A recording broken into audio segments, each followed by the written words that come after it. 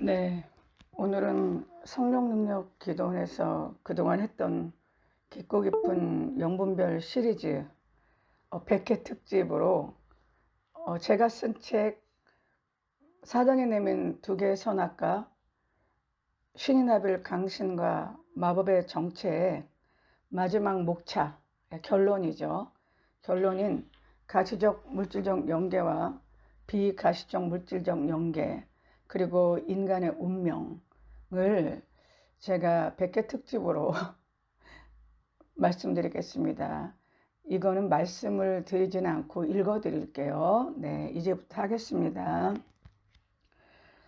가시적 물질적 연계와 비가시적 물질적 연계, 그리고 인간의 운명. 세계와 만물, 인간은 에너지로 구성되었다고 한다. 이 말은 세계와 만물, 인간은 힘의 존재이며 이 존재들이 사는 세상은 힘의 강력의 세상이며 힘이 작용하는 세상이며 힘의 작용을 통해 끌어당기기도 하고 밀어내기도 하고 만들기도 하고 변형시키기도 하고 파괴하기도 하는 세계라는 것이다. 세계와 만물, 인간이 에너지로 구성된 존재라면 하나님이 우주를 창조하시고 자연과 인간을 창조하신 창조세계의 근본이 에너지라는 것이다. 그리고 이것을 인간의 지혜가 밝혀낸 것이 과학이다. 과학은 하나님의 창조세계가 에너지로 구성되어 있다고 밝혔는데, 과학이 밝힌 에너지란 비인격적 에너지인 물질적 에너지를 말한다. 즉, 지정이라는 인간적 감정이나 신적 의지 없이 힘으로 작용하는 메커니즘을 가지고 우주와 만물을 운행하는 근원이라고 정의한다. 그러나 이 세상이 에너지로 구성된 세계라면 에너지의 세계에는 물질적 에너지만 있을까? 혹시 다른 형태의 에너지가 있지 않을까? 있다면 다른 에너지를 무엇이라고 부를 수 있을까? 어느 순간부터 이 세상은 에너지의 세계이며 에너지의 세계가 우리가 경외감을 느끼고 마주하는 신비로운 세계인 영계가 아닐까 하는 생각을 해보았다. 에너지의 세계는 분명히 존재하며 생존하며 힘을 가지고 목적을 위해 투쟁하는 살아있는 비가시적 세계까지. 혹시 그곳이 비가시적 영계는 아닐까? 이러한 추론에 상당성이 있다면 이 세상에 존재하는 모든 것이 에너지라는 것은 틀림없지만, 에너지가 단순히 물질적 에너지만 존재하는 것이 아니라 물질적 에너지와 함께 영들의 힘으로 작용하는 영적 에너지가 공존하는 세계는 아닐까 하는 생각을 해보았다. 물론 과학자가 아니기 때문에 이러한 추론은 상당 부분 틀릴 것이다. 그러나 틀린다고 해서 모두 틀린 것은 아닐 것이다. 맞을 수 있는 개연성이 있어 그 개연성으로 인해 많은 영적 진보가 담보된다면 말해보는 것은 마땅히 해야 될 책임일 것이다. 에너지의 세계를 에너지가 응집된 가시적 세계와 에너지로만 존재하는 비가시적 세계로 나누면 눈에 보이는 에너지의 세계를 가시적 세계라고 할 수 있고, 눈에 보이지 않는 에너지의 세계를 비가시적 세계라고 분류할 수 있다. 더 나아가 에너지의 세계가 비인격적 물질적 에너지와 영적 에너지로 공존한다면 눈에 보이지 않는 비가시적 에너지의 세계는 비가시적 물질적 세계이면서 동시에 비가시적 영계라고 정의할 수 있다. 그렇다면 눈에 보이지 않는 비가시적 에너지의 세계를 비가시적 물질적 영계라고 부를 수 있지 않을까? 또한 비가시적 영적 물질적 에너지가 응축되어 나타난 가시적 세계는 가시적 물질적 영계라고 부를 수 있지 않을까? 위의 명제가 합당하다면 하나님의 창조 세계는 가시적 물질적 영계와 비가시적 물질적 영계로 구성된 세계라는 이해에 이르게 된다. 그리고 두 세계는 각각 존재하는 것이 아니라 존재의 생존을 위해 상호작용하며 공존하며 동시에 파괴하는 세계다. 그래서 우주와 만물, 인간의 구성이 영과 물질로 구성되어 있다고 하는 논리가 타당하다고 생각하게 된다. 과학은 물질적 에너지의 세계가 수학적이고 기계적이라는 세계라는 것을 밝혀내었다. 그렇다면 영적 에너지의 세계인 영계도 과학적으로 운행되는 기계적이고 수학적이고 인과적인 세계일 가능성이 높다는 결론에 이른다. 그러므로 많은 종교학자들이 말했듯이 주술이나 마법을 유사과학이라 한 것이다. 왜냐하면 주술과 마법에는 일정한 인과율이 존재하기 때문이다. 즉 어떠한 행위를 하면 어떠한 결과를 도출할 수 있는 개연성이 과학보다는 못해도 비교적 높다는 의미에서 종교학자들은 주술마법을 유사과학 혹은 의사과학이라고 부른 것이다.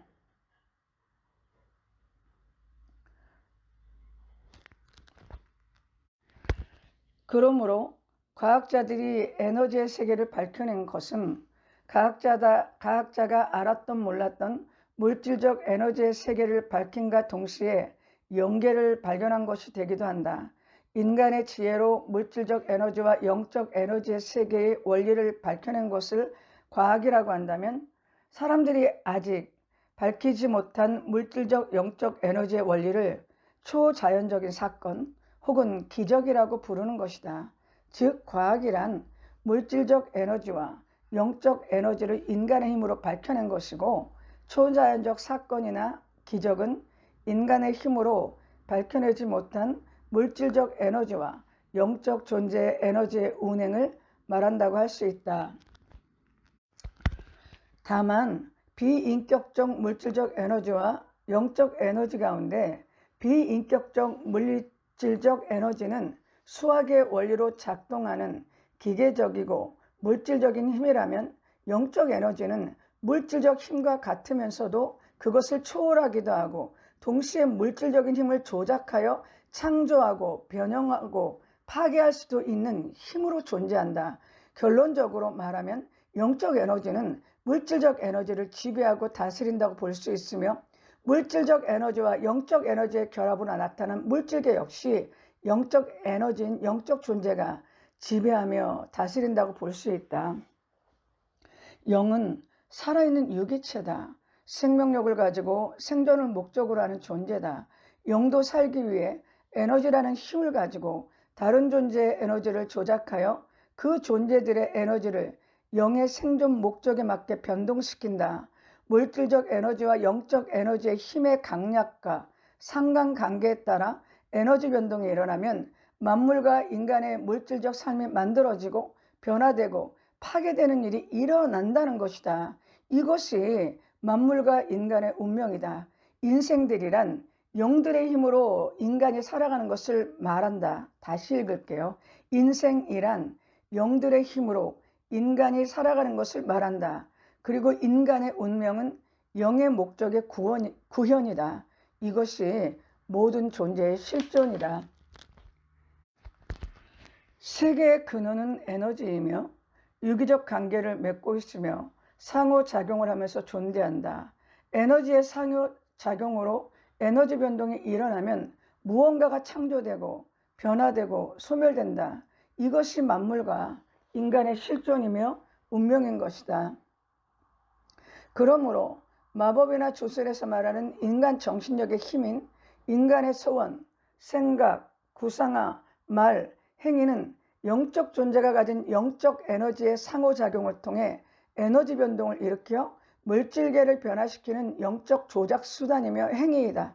어떤 존재를 향한 영적 조작이 일어나면 그 존재의 물질적 삶에 반드시 변화를 일어나기 때문에 인간의 운명 역시 영적 조작을 통해 이끌림을 받기도 하고 바뀌는 것이다. 따라서 마법 주술 혹은 오컬트 구상화, 뉴 에이지, 끌어당김의 법칙, 신사상 운동 등에서 공통으로 주장하는 인간의 생각은 현실을 만든다는 것의 영적 실체는 영적 조작을 영적 조작 행위를 통해 존재의 물질적 삶을 바꾸는 방법을 가르치고 실천하는 것일 뿐이다. 4차원 영성에서 주장하는 성도의 꿈과 믿음, 생각과 구상화, 말과 행동에 하나님이 응답하셔서 성도의 3차원의 삶이 변화된다는 것 역시 실상은 영적 에너지의 상호작용을 통해 에너지 변동을 일으키는 영적 조작 행위를 통해 성도의 삶을 바꾸는 것일 뿐이다. 영적 조작 행위가 완전하게 이루어지면 자연과 인간의 물질적 삶은 영적 조작을 한 대로 변화가 나타난다. 끌어당김의 마법과 4차원 영성에서는 인간이 행하는 공식대로 우주의 에너지와 하나님이 인간이 원하는 것을 이루어준다고 가르치고 있다. 그러나 이들의 실체는 영적 존재가 조작 행위를 통해 에너지 변동을 일으켜 인간과 물질적 삶에 변화를 일으킨 영적 조작 행위일 뿐이다. 그러나 끌어당김의 마법이나 4차원 영성을 주장하는 자들은 자신들의 행위가 영적 에너지 조작으로 물질적 삶의 변화를 일으키는 행위라는 것을 꿈에도 생각하지 못하고 있다. 예를 들면 알코올 중독에 걸린 사람이 있다. 그 사람은 술을 먹고 싶어서 먹는 것이 아니다. 미친 듯이 술을 먹지만 마음속에서는 자기가 왜 술을 먹는지, 토하고 먹고 또 토하고 먹으면서 가정을 파탄내고 가족 구성원에게 고통을 주는 자신을 한탄하며 술을 끊어야지 다짐을 하지만 결국 다시 술을 먹게 된다. 이 사람의 운명은 가엾게도 입에 술을 댄 이후로 죽을 때까지 술을 먹는 인생으로 살게 된다. 이 사람의 삶은 알코올 중독의 영의 생존 행위가 인간에게 알코올 중독의 모습으로 드러난 것이다. 알코올 중독의 영의 생존 목적은 자신이 장악한 사람이 술의 고주망태가 되어 그 사람의 인생과 가정의 삶을 무너뜨리는 것이다. 이러한 알코올 중독의 영의 목적이 인간에게 구현된 것이 술 중독에 걸린 사람의 운명이며 삶인 것이다. 중독의 형태는 알코올 중독에 걸린 그 사람에게만 적용되는 것이 아니라 자식에게 유전되어 자식도 알코올 중독에 빠지거나 아니면 무엇이든지 중독적 행위를 한다. 그 이유는 그 가정을 지배하는 영이 중독의 영이며 어떤 때는 알코올 중독으로, 어떤 때는 애정 중독으로, 어떤 때는 도박 중독으로 다양한 중독의 형태를 일으키기 때문이다. 이것은 중독의 영이 그 가정 구성원의 영혼을 장악하여 중독의 행위를 하게 하고 그 에너지를 먹고 존재하며 동시에 중독의 영의 목적을 인간 삶을 통해 이루는 것이다. 따라서 중독의 영이 지배하는 사람과 그 가정의 운명적인 모습은 항상 술이든 도박이든 애정이든 무엇인가 강박적으로 몰입하고 행동하는 것이다. 이것이 그 가정의 운명이다. 이를 영적으로 뒤집으면 중독의 영의 목적과 행위가 인간의 삶과 운명을 이룬 것이다. 따라서 중독의 영의 목적과 목적을 이루기 위한 행위는 그 가정의 구성원과 가계의 운명이 되는 것이다. 영이 인간 삶을 좌우하는 것이 인간의 운명이다. 그러므로 인간의 운명을 바꾼다는 것은 영을 바꾸는 것을 뜻한다. 그러나 영들은 만물이나 인간 안에 깃들어 생존하는 존재이므로 한 번 들어온 영들은 잘 안 나간다. 그래서 인간의 운명이 쉽게 달라지지 않는다.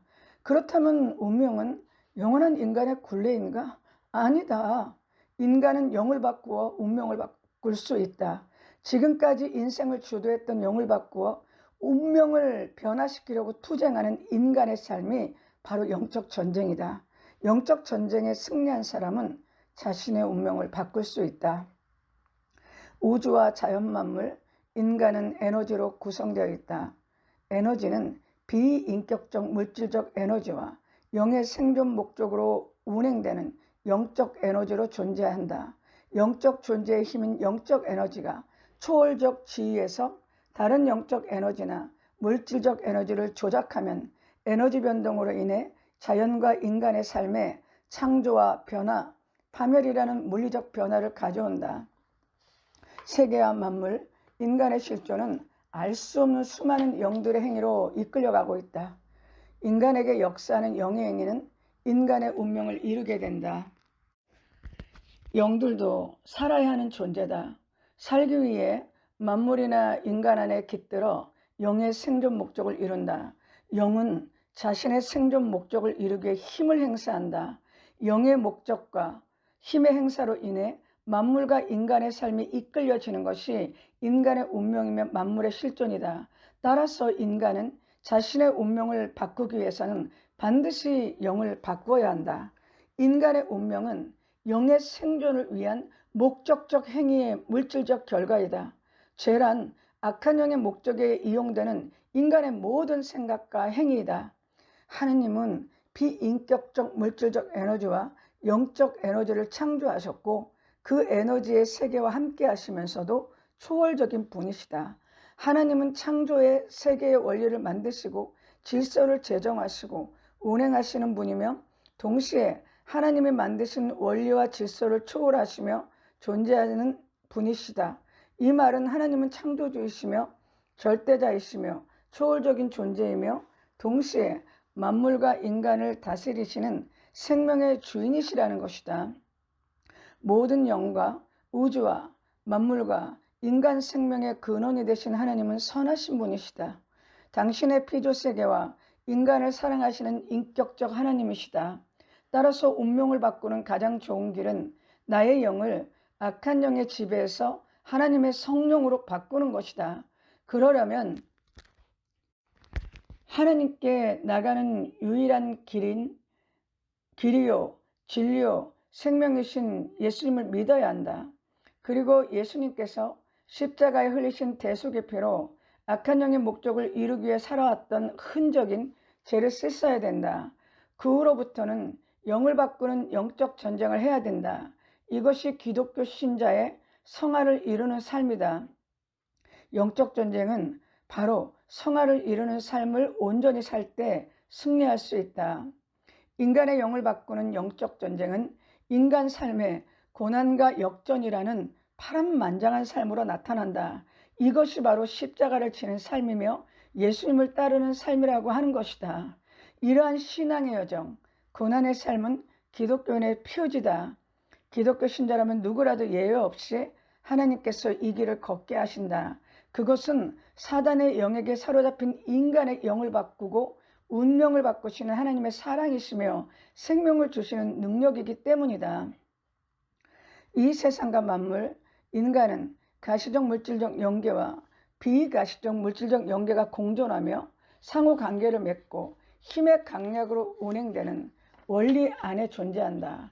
나아가 가시적 물질적 연계와 비가시적 물질적 연계는 영적 존재의 영적 에너지의 지배와 다스림을 받는다. 이는 우주와 만물 그리고 인간의 존재와 운명은 영적 존재의 목적에 의해 존재한다는 것을 의미한다. 그러므로 영의 목적이 인간의 삶이며 운명을 이룬다. 그렇다면 유한한 인간이 가장 복되게 사는 것은 오직 하나님의 영으로 삶과 운명이 바뀌는 것이다. 이것이 기독교의 생명의 능력이다. 기독교만이 가시적 물질적 연계와 비가시적 물질적 연계가 공존하는 세상에 사는 인간에게 유일한 생명의 길이며 인간이 가장 인간답게 사는 운명이 되는 선한 길이다. 성령으로 인해 영이 거듭나는 생명의 기독교가 있다는 것은 가시적 물질적 연계와 비가시적 물질적 연계에 사는 인간에게 가장 선하고 좋은 것이다. 성령으로 인간의 영이 거듭나서 영이 바뀌는 것, 이것이 인간에게 이 땅에서도 내세에서도 영원한 생명을 얻는 유일한 길이다. 기독교는 가시적 물질적 연계와 비가시적 물질적 연계에 존재하는 모든 것의 생명이다. 네, 여기까지가 사단이 내민 두 개의 선악과 신이 내릴 강신과 마법의 정치에서 결론을 내었던 목차 17 가시적 물질적 연계와 비가시적 물질적 연계 그리고 인간의 운명이었습니다. 이것을 끝으로 그 깊고 깊은 영분별 100회를 마치고 당분간은 잠깐 쉬었다가 좀 다시 하겠습니다. 네, 감사드립니다. 네.